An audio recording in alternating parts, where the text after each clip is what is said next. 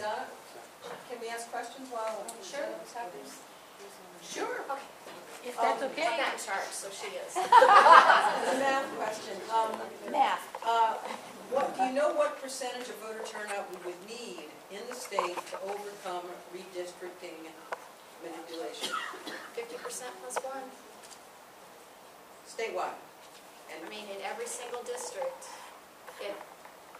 all we need for every single elected person is 50% of the vote plus one to win. So right now, like I said, we're evenly divided between Democrats and Republicans. We win with our values when we have high voter turnouts. I don't know the exact percent what that would be. I know right now a lot of folks are not energized, are not enthused about voting, so they're staying home. I do know that the conservatives and the Republicans can taste having a total red state in the governor's seat and in the entire legislature. They are 2 seats, the governor and one of our seats away from being totally controlled. And I don't believe that they will represent my values well. We have many swing districts in our state, and we've lost almost all of them.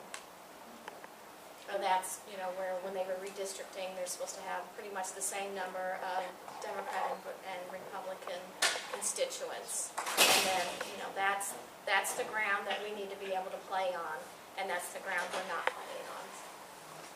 Does that? I have a question. Yeah. Okay. Is there a different strategy when you vote by mail in terms of getting out the vote versus where people have to go to the polls? I don't know that. I truly believe that when you get a ballot in the mail, for me, I want as easy voter access as we can possibly have to give people the opportunity to vote. Bernie Sanders said something very interesting last night that is going to raise the ruffles on the back of people's neck is, you're 18, you should vote. You should be able to vote in our country. And in our state, I actually believe that too. So everybody should be able to vote. 18, you should be voting. Okay, I think she's going to go, and then I promise I'll stay and answer questions. So basically, Donna asked me to come and speak today and said that I was going to be the positive note after some very dismal information. So let's hope. I do believe that there's a lot of amazing things going on, especially here locally. It gives me great hope whenever I see organizations at the local level trying to help improve things while we're waiting for what we all know really needs to happen eventually. There's a lot of room for improvement. There's a lot of things we can be working on. There are grassroots movements all over that I see that give me hope. Remember that what happened in Canada started in one province with one group of people at a very small level to make change. And I think that gives us hope for things that are happening. I recently was asked to come out and speak to a group at the Deming Library of people, concerned citizens out there that wanted to know how they could get together. There were churches and there were a lot of other people in the room, about 20 people wanting to know what they could do to help some of the local people in their area that are homeless and have mental health issues. There were concerns in the area, but basically they were looking for help and to come up with some strategies to see what they could do at their local level to improve care. And I think movements like that should give us hope. So as you know, WAHA has been around for about 12 years here at the local level. Our new CEO was going to speak to you today, and as you know, she couldn't. I've included some of her slides on my presentation so that you feel like you're represented by her. She has a great story to tell, and she's very passionate about this work. So I'm going to try to bring some of that through, and then get to what I'm very passionate about, is the part of what WAHA's doing that I'm overseeing and that I'm most excited to be part of. So, try and move these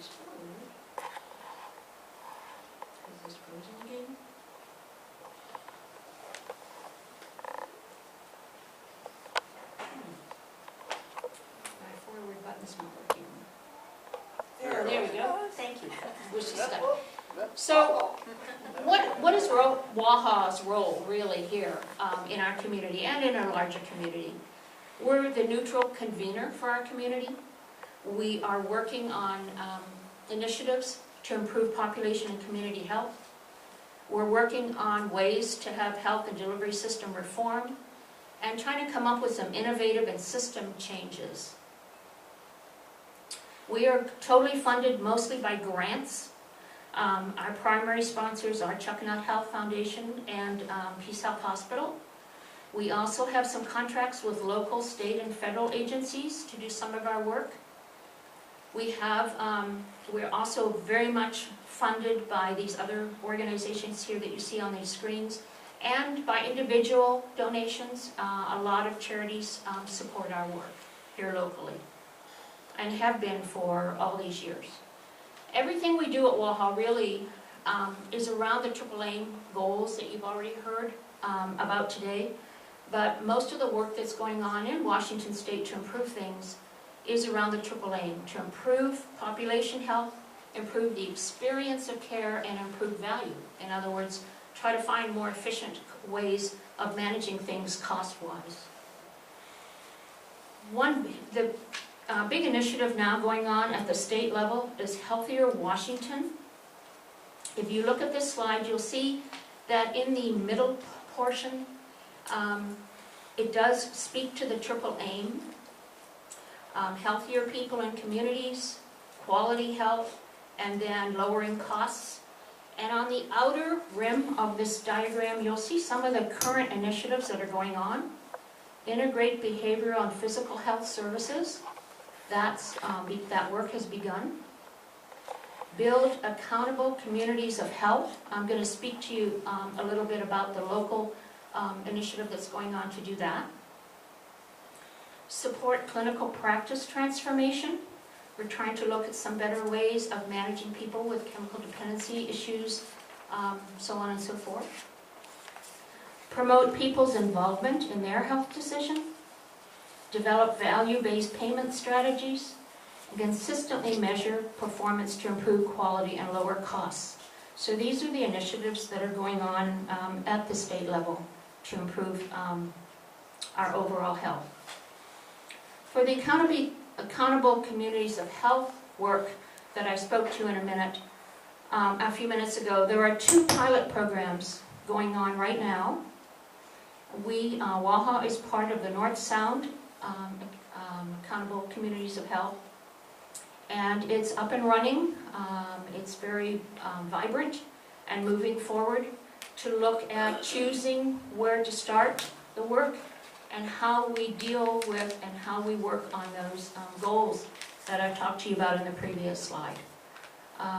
So I can answer more questions about that later, but I need to get to some of the other things. The promise of this work is to provide a multi-sector voice for delivery systems, serve as a forum for decision making, and accelerate the integration of behavioral and physical health care. Now, a little bit about WAHA. WAHA basically has 2 main branches, although we are connecting these and combining these. We have been known for most of the time here locally about helping people access health care, and I'll talk to you a little bit about what we have available for you all there. And then the health advancement part is some of the new programs that I want to get to and talk to you about. So first of all, as you know, we've been very involved with helping people get enrolled in health plan. Currently, we have 1 out of 4 people enrolled in health care in the state of Washington. We are the SHEBA representative in our office. We run the SHEBA program. That's the Assistant Statewide Health Insurance Benefit Advisors for the Medicare program. If any of you need an annual check-in about your Medicare plan, feel free to call and make an appointment. I left some brochures on the back table as well. As you know, it's open enrollment season right now. Good time to check and see and make sure your plan's still working for you and what else is out there. Plans change annually, rates change annually, and sometimes the plan you have might not be the best one for you. Dental resources, behavioral health resources, prescription assistance, primary care. I want to take a minute to speak to the work that's going on with health literacy education. With so many new people having insurance, we're finding that a lot of those people, for the first time in multi-generational families, have insurance, and they don't know how to use it. They still go to the emergency for every headache and tummy ache and earache. They don't know how to use their primary care, and they get lost trying to navigate the system. So we're doing a lot of work at WAHA to educate people and help them just with their basic, now that I have insurance, what do I do next? And how do I navigate the system? Basic needs, we have lists of things that are available for people. WAHA has an amazing program at helping people make end-of-life decisions. I've left that brochure on the back table as well. This is something that everybody should be thinking about, no matter what your age, every adult. Making that choice for your health care known in advance is a gift that we give to our families so that they don't have to struggle when we can no longer make the decisions for ourselves, so that we've already identified what our needs are ahead of time. And it is a gift to do this for your family. To access our resources, we have a lot of information on the website. We have the form that you can download that can get the conversation started with your family member and for yourself to try to make these decisions. And we do help, we have workshops in the community, but we also help people one-to-one make these decisions and complete their paperwork. I want to talk to you a little bit about population management, health management. Some of you might already know this, but I want to just speak to it quickly. So basically, when you look at population health, 80% of us are considered within the well population, and then the other 20% of us are broken into 15% that are somewhat at risk, 4%, and especially the top 1%, we often speak to this as the 5%, that need a lot of help. These are people that are using the ED the most, that are in jail, police department, housing issues, community mental health clinics, and they're the complex high users with chronic, multiple chronic diseases and behavioral health comorbidities. Those are the people that some of the programs I'm going to speak to next are helping. Sorry that this is cut off here. That's not good. So basically, those 5% people are using 50% of our healthcare costs. That's what this slide says. So when we're talking about reducing cost, we really need to focus on that 5% that's driving 50% of our healthcare costs, and that's what some of these initiatives are. One program we have at WAHA is our intensive case management program, helping again those 5%. It's a multidisciplinary team working with these high utilizers. I love this quote: when we fill the needs of those least likely to succeed, we all flourish. There's a slide that I wished, after listening to the previous speakers, that I put in here that says, isn't it great when the right thing to do also is the most cost-effective thing to do? And that's how I feel about this work. Not only is it the right moral thing to do to provide excellent health care to those most needy, but it also turns out that when you can provide that care in an efficient and good way, we're reducing healthcare costs at the same time. To do this work, it takes a village. All of our programs are very much community-based. These are all the people that help us on a daily basis. We even have a community paramedic who's freed up from his EMS work to help us with individual people that use 911 the most. He can go into the home and connect them to our services, and together we can give these people help and try to keep them out of the emergency room. There's one story here that I wanted to bring forward to you quickly. Shorty has agreed to share his picture and his story with us as an example of the work that can be done. I know I'm running out of time, so I'm going to just briefly try to put this into 45-year-old man with multiple medical problems. He required a lot of help and a lot of support, surgery, so on and so forth. But the bottom line is, towards the bottom, one of his dreams was to be able to give back to the community that helped him. He dreamed of becoming a physical therapist, and he is now in physical therapy school, taking an online program. The outcome at the bottom talks about when we started working with Shorty the year before, he had had 12 ER visits, 3 inpatient stays. After taking care of him, so far he had had 4 ER visits and 1 stay, but the cost savings on Shorty alone added up to $178,824. That's for 1 patient. This slide just shows the cost savings that's possible by taking care of patients in the right way.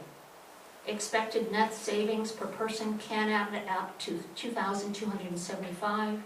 And imagine what we could do if we could recoup at least 50% of this and put it back into our health system. Readmissions are decreasing, and I don't want to take a lot of time to explain this, but we have been making great effort here locally for many programs, and we are winning that game. However, ER visits are increasing. We suspect this is partly because more people have health insurance, they're flooding the emergency room, but it does raise the big question, what are we going to do about that? So, our latest program at Whatcom, and the one I'm very, very excited about, is an initiative where we've combined with the hospital to provide what we call the Community Connector Program. This program embeds a staff member at the hospital, Whatcom staff member. We have a social worker and a licensed mental health practitioner. They are 10 hours a day, 7 days a week. They spend their time between the emergency room and the inpatient setting, identifying the highest risk patients. We have some really good, fast ways of how we identify those people.